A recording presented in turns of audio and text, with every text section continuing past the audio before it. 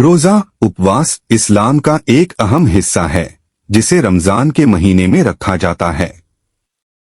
लेकिन क्या आप जानते हैं कि इस्लाम में रोजा रखने की शुरुआत कब हुई और इसके पीछे का इतिहास क्या है?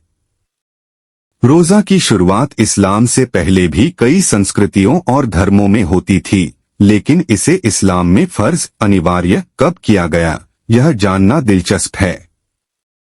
रमजान के महीने में रोजा रखने की परंपरा इस्लाम के आने के साथ 624 ईस्वी में शुरू हुई। हिजरी कैलेंडर के दूसरे साल में जब पैगंबर मोहम्मद सल्लल्लाहु अलैहि वसल्लम ने अपनी उम्मत को रोजा रखने का आदेश दिया, तब यह परंपरा अनिवार्य हुई। यह आदेश कुरान में आया, जिसमें कहा गया, ऐ ईमान वालो, तुम पर रोजे फर्ज किए गए हैं जैसे तुमसे पहले के लोगों पर किए गए थे, ताकि तुम परहेजगार बन जाओ। सूरह अल-बकराह 2:183। इस आयत ने इस्लाम में रोजा रखने को अनिवार्य कर दिया। रमजान के महीने में रोजा रखने की यह परंपरा मुसलमानों के लिए एक आध्यात्मिक अभ्यास और आत्मिक शुद्धि का एक जरिया बन गई। रोजा रखने का उद्देश्य केवल भूखा प्यासा रहना नहीं है, बल्कि यह आत्मनियंत्रण, धैर्य और आत्मसंयम का अभ्यास है। रोजे से व्यक्ति अपने भीतर की बुरी आदतों को छोड़ने और अच्छे कामों में अपने समय और ऊर्जा को लगाकर खुद को बेहतर बनाने की कोशिश करता है। रोजा रखने की प्रक्रिया की शुरुआत सुबह के समय सहरी से होती है, जिसमें सूरज उगने से पहले खाना खाया जाता है। इसके बाद पूरे दिन कुछ भी खाने पीने की अनुमति नहीं होती।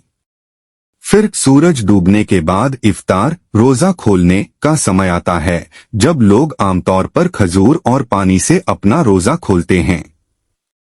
रोजा का उद्देश्य सिर्फ शारीरिक भूख और प्यास का सामना करना नहीं है, बल्कि यह मानसिक, भावनात्मक और आध्यात्मिक रूप से भी शुद्धि की ओर बढ़ने का प्रयास है।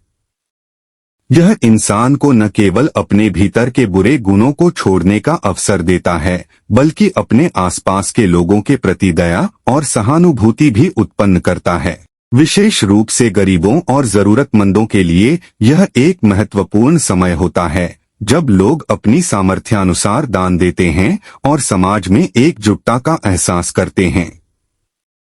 इस्लाम में रोजे की अनिवार्यता से पहले उपवास की परंपरा प्राचीन समय से विभिन्न संस्कृतियों में मौजूद थी।